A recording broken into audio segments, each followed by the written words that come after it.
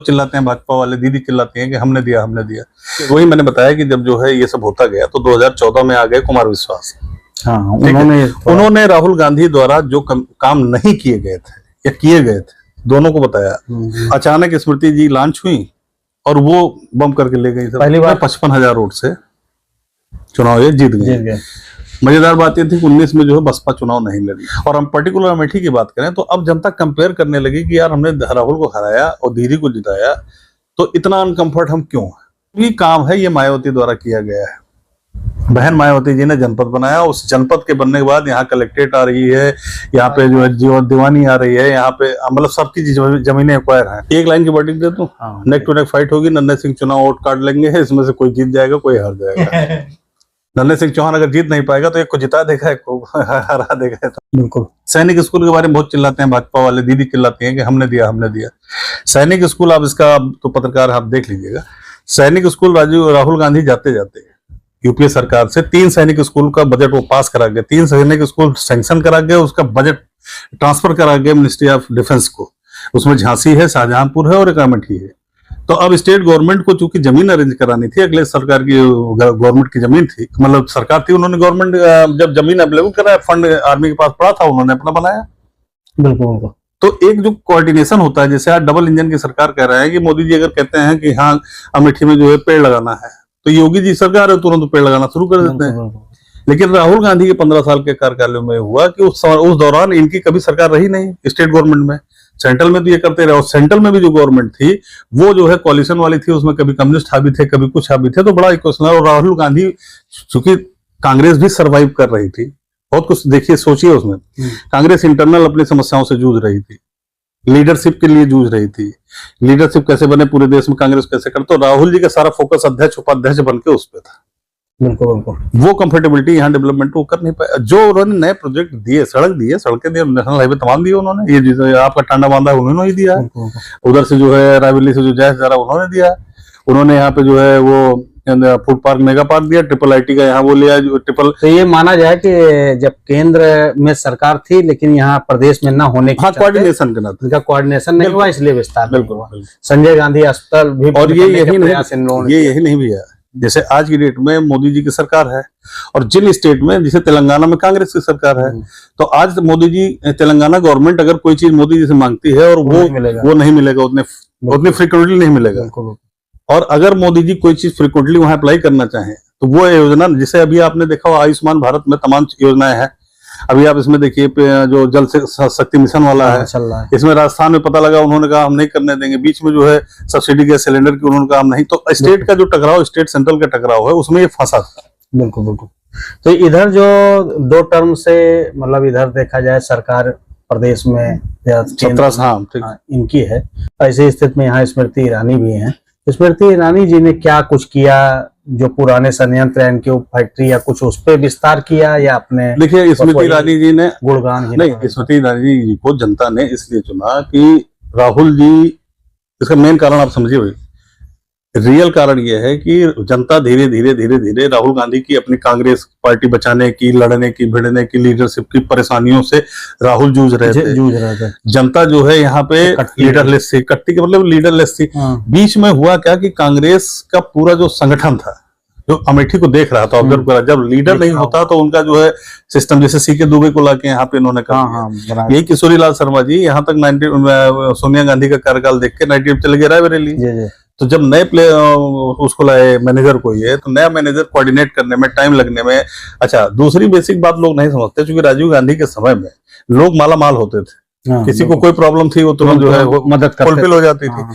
अब जब सरकार नहीं है और यहाँ पे कोऑर्डिनेशन नहीं है, अब देखिए सोनिया जी यहाँ पे थी सांसद, सोनिया जी ने लाखों लोगों का इलाज कराया है यहाँ, दिल्ली ले जाकर कराया, दिल्ली गवर्नमेंट थी, यहाँ नहीं होता था तो दिल्ली शीला दीक्षित जी की गवर्नमेंट थी, वहां यहाँ से भेजते थे, संजय गांधी हॉस्पिटल ही रिफर करता था, यही मनोज मट्टू जी जो है रिफर करते थे, और सीधे मरीज जाता था, पेसमेकर तक लगा लोगों का, लाखों लोगों का, अमेठी के लोग उससे जो है, यही किशोरी लाल शर्मा जी जो है सब कुछ देखते थे। इधर 2024 का जो चुनाव आया है, इसमें यह है कि था कि राहुल लड़ेंगे या प्रियंका लड़ेंगी, फिर आगे केएल शर्मा जी, जिनका जो है गांधी परिवार से 40 वर्षों का नाता है।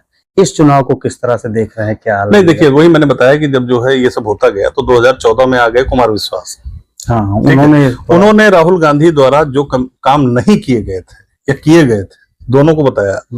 जिसका फोकस था कि काम किया गया था, वो आदमी फिजिकली ग्राउंड पे आके उसने ये बताया कि उन्होंने कहा हमने हॉस्पिटल बनाया, वो हॉस्पिटल में खड़ा मिला।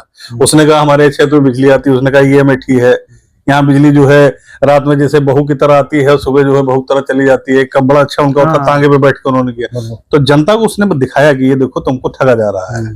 तो उसने राहुल गांधी या कांग्रेस के खिलाफ, यहाँ के जो कांग्रेस लीडरशिप थी उसके खिलाफ कुमार विश्वास ने अमेठी की जनता को रूबरू कराया, माइंड डिटैच कराया। और वो जो है झाड़ू लेके बेचारा जगह जगह जब बेचारे बटोरे थे, अचानक स्मृति जी लॉन्च हुई और वो बम करके ले गई। पहली बार तो सफल नहीं हो पाई है, फिर भी तो 14 में जो है सफल नहीं हुई, लेकिन बीजेपी ने बूम किया।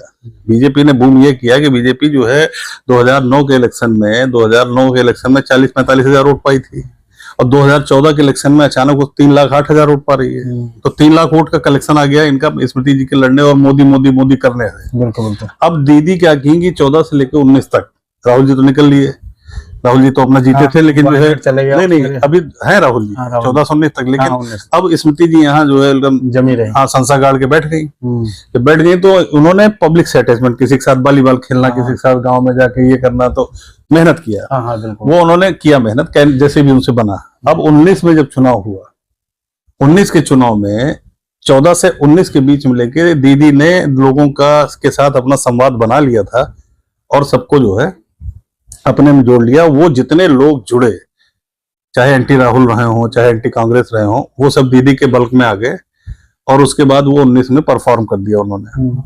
19 में 55,000 वोट से चुनाव ये जीत गए। मजेदार बात ये थी कि 19 में जो है बसपा चुनाव नहीं लड़ी। हाँ, बिल्कुल। और हम लोग ये मानते हैं, क्योंकि बसपा की राजनीति करते हैं, कि बसपा के न लड़ने से जो वोट था हमारा, वो दलित बेस वोट जो है वो चला गया इसमें, और उसी 55,000 वोट से ये जीती। बिल्कुल। क्योंकि बसपा यहाँ 2014 में लास्ट चुनाव लड़ी है, इसमें धर्मेंद्र सिंह नाम के आदमी 58,000 वोट पाए थे। उसके बाद 19 में बसपा लड़ी नहीं, तो ये माना जाता है वही 58-55,000 वोट जो है डाइवर्ट हो गया दीदी दीदी जी को, ये जीत गई। खैर 19 से लेके 24 तक राहुल जी 1 या 2 बार आए। दीदी यहाँ डटी रही, आती रही, जाती रही, घर बनाया, डायलॉग किया, लोगों से जो भी किया काम किया। इस बीच क्या हुआ कि कोई ऐसा काम नहीं दिखा जिसे हम लोगों को नहीं दिखा, नया काम, कि जो दीदी ने फैब्रिकेट। उसी दौरान कोरोना आ गया। कोरोना में कंपटीशन हुई मदद की, दीदी अपने ढंग से मदद करती रही, राहुल जी अपने ढंग से मदद भेजते रहे। प्रदीप सिंघल इनके जिला अध्यक्ष यहीं आके बांटते, मैं यहीं बैठ के मास्क बनाता था, ये खुद ही आए थे जो सारे लोग साथी, ठीक, मास्क वगैरह। तो चलता रहा। इधर मंदिर का मुद्दा, दुनिया भर का मुद्दा। अब मैटर ये हो गया कि दीदी के साथ इतनी टीमें जुड़ गई यहाँ की कि अब होने लगा कंपटीशन। दीदी का काम कहीं नहीं दिख रहा, काम मोदी का है, नेशनल वाइड दिख रहा है, जो देश भर में दिख रहा है। रेलवे का डेवलपमेंट हो रहा है तो गौरीगंज रेलवे स्टेशन का नहीं हो रहा, वो हो रहा है दिल्ली से लेके बनारस हावड़ा तक, ऑल ओवर हो रहा है। सड़कों का जाल बिछा तो ऑल ओवर बिछा, वो तो हर जगह हुआ, वो हर जगह हो रहा है। जो भी सुविधाएं हैं जो केंद्र सरकार की हैं वही सब। और मजेदार बात बताऊं अभी आपको कि मैं अभी गया था राजस्थान जैसलमेर घूमने। गाय गोरू की समस्या अगर यहाँ है तो राजस्थान में जैसलमेर में भी है। वो खेत वहां भी चल रहे हैं, हम देख के हैं, सड़कों पर बैठे हुए हैं। तो इन समस्याओं को लेके जनता बहुत परेशान हुई, महंगाई बहुत ज्यादा बढ़ गई।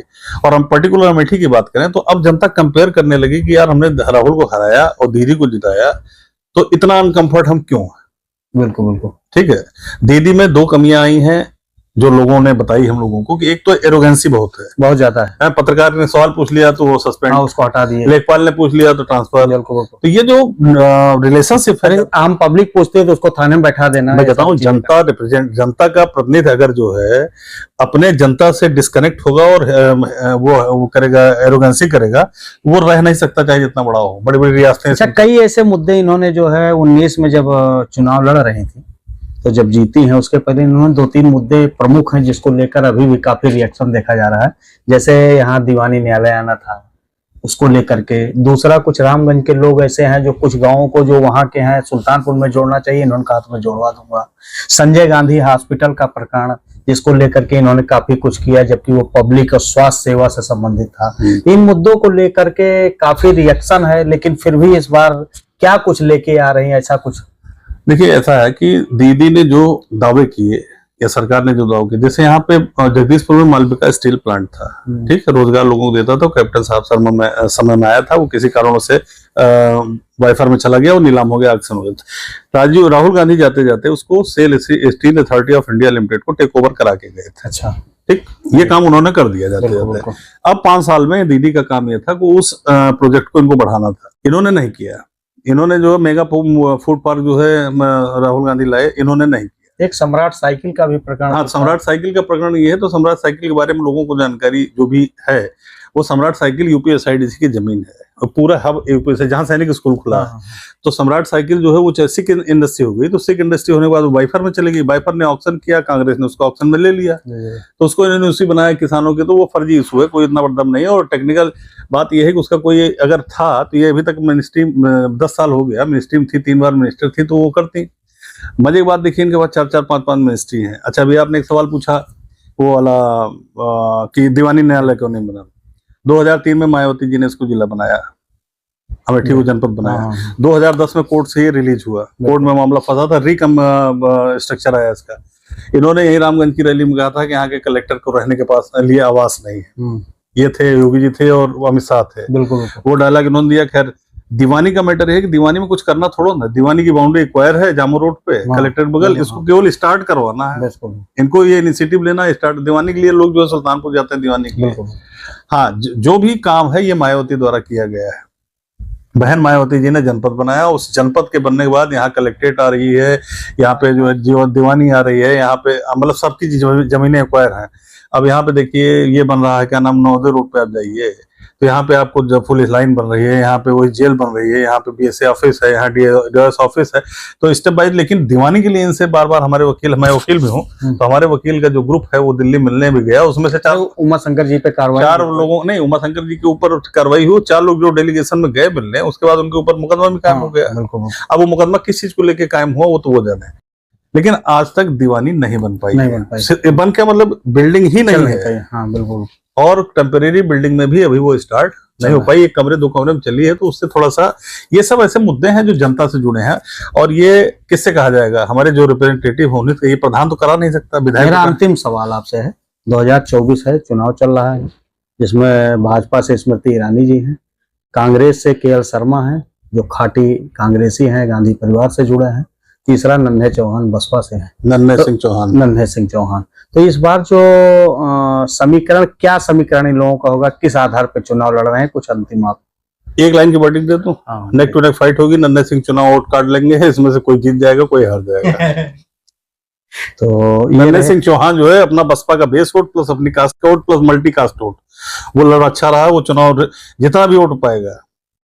नन्हे सिंह चौहान अगर जीत नहीं पाएगा तो एक को जिता देगा, एक को हरा देगा। तो पिछली बार 55,000 से वो जीती थी। 55,000 बसपा के पास 60,000 बेस वोट है यहाँ पे, उसमें वोट ये बहुत अच्छा चुनाव लड़ रहा है वो। आप उनको देखिए, नन्हे सिंह चौहान बहुत अच्छा लड़ रहे हैं। तो वो आदमी जो है किसी की दुकान तो बंद कर देगा भाई, किसी का। मतलब इसमें फाइट तगड़ी है। आज हमारे बीच में थे शशिकांत तिवारी जी, जिन्होंने बेबाकी से हमारे सवालों का जवाब दिया। अब ऐसे में दुकान किसकी बंद होगी ये देखना होगा। बने रहिए दस्तक भारत के साथ। अमेठी वालों को दुकानें दिखती है भाई।